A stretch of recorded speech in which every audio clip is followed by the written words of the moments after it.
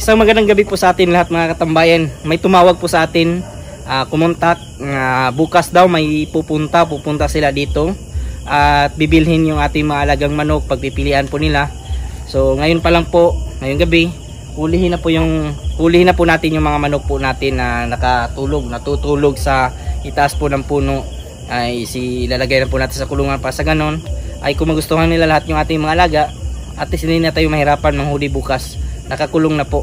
Yan po lahat po yung ating hinuli kagabi mga katambayan.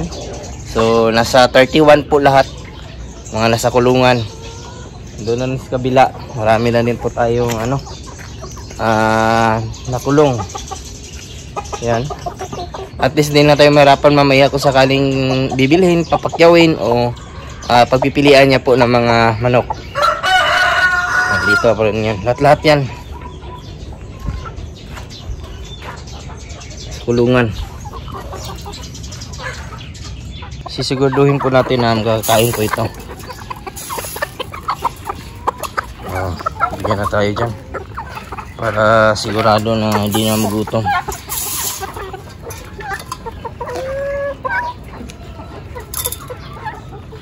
Dito sa kabila ito na rin. Yan, tayo na kayo kasi papakainin naman kayo lahat dyan.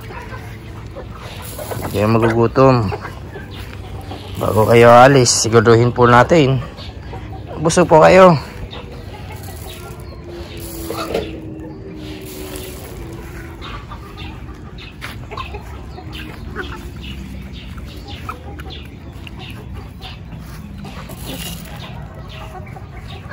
Sa kabila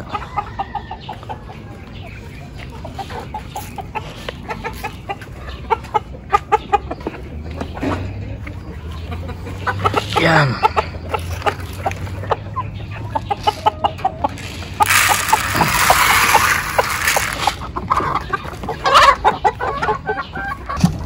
Pagkatapos na naman po nito, papainumin po natin yung Intenso Plus.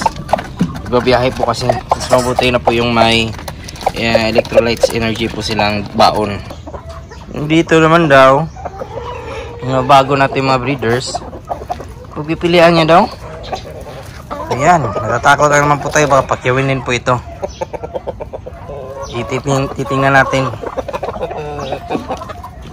Papakainin natin ito katambayan para kung sakaling may mapili siya dito, at least makakain na yung ating mga alaga.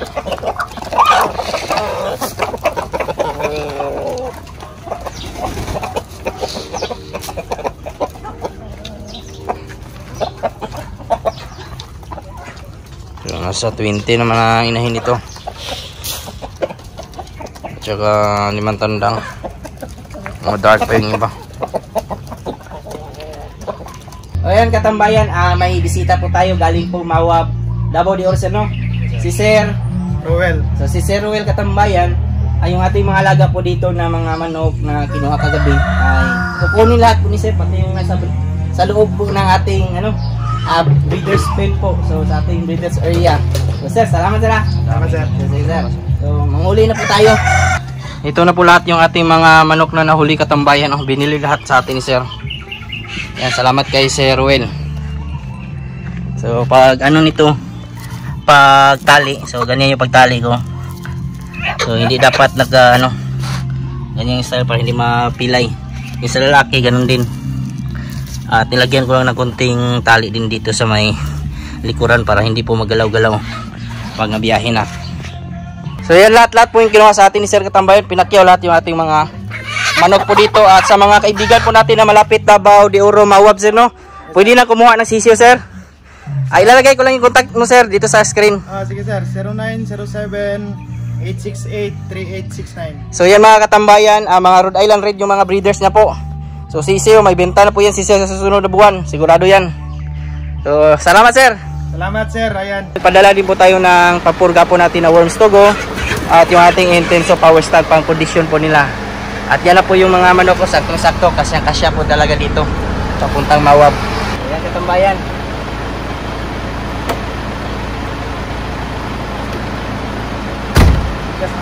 Yes, salamat guys sir at saka kay ma'am. Nakapansin ko talaga si sir.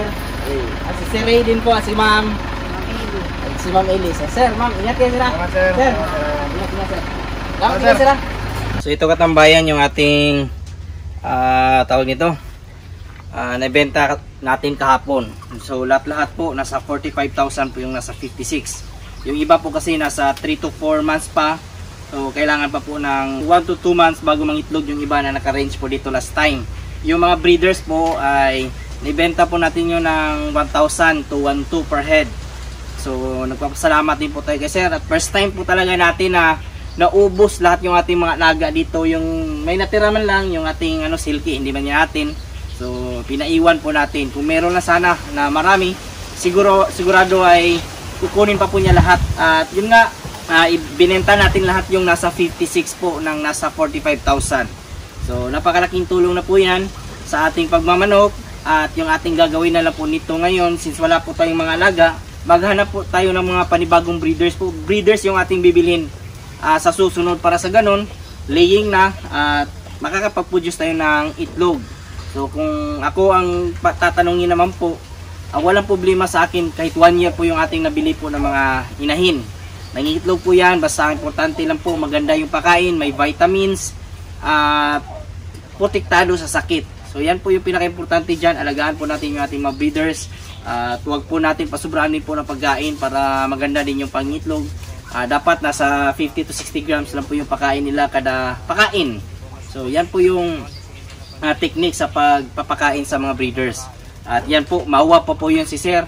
Nagkataon nga lang po na harang po sila sa Davao. So sa mga kaibigan natin na mag-shipping po ng mga malalayong lugar, hindi po sapat yung veterinary permit. So kailangan po talaga ng shipping permit. So yun nga, na papasalamat din po tayo sa Davao City, Turil, na napayagan po sila na makalusot. Pinakahigpit kasi yung Davao City pagdating po sa mga quarantine sa mga hayop. So yun nga, nahinto sila ng konti. At yun, nakalauna naman po ay nakatawid naman po ng border. At yan, sa pag-aalaga ng manok, pinaka-importante talaga dyan, dapat ay puso po tayo.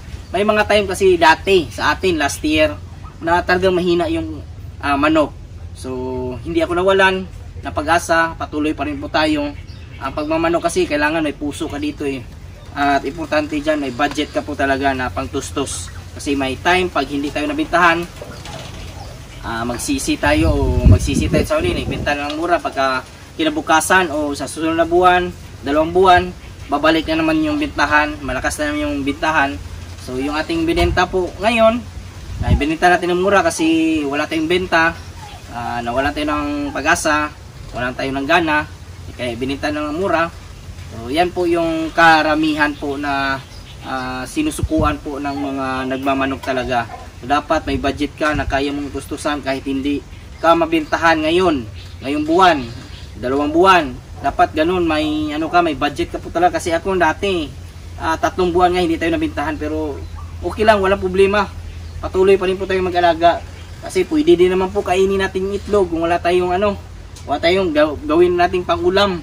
Yung ating mga lalaki na sobra, pwede natin i-katay, i-ulam natin. So ganun yung mga diskarte sa panahon po na mahina yung bintahan. Di ko talaga inakala na yung ating pagmamanok katambayan ay magdadala sa atin ng malaking pera, malaking income, na kung saan ngayon ay hindi na po ako namumblema ng pera. Kumbaga kung ano po yung gusto kong bilhin, mabibili ko po.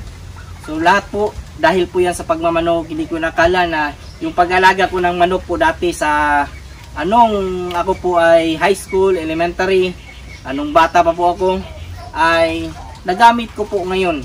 Ang malaking challenge lang sa atin ngayon ay kung paano tayo makahanap po ng panibagong breeders. Kasi sa ngayon talaga, napakahirap pong humanap po ngayon ng mga breeders. Wala tayong mabilhan ng maramihan. So kung meron man sa mga malalayong lugar, dito sa Sargent, konti lang po yung ating nabibili. May pa 10-10, pa 5-5. So ganun lang yung mga binibenta po sa atin. Napakahirap pong humanap ng mga breeders na maramihan. Kumbaga 50, 40 heads, mga ganun.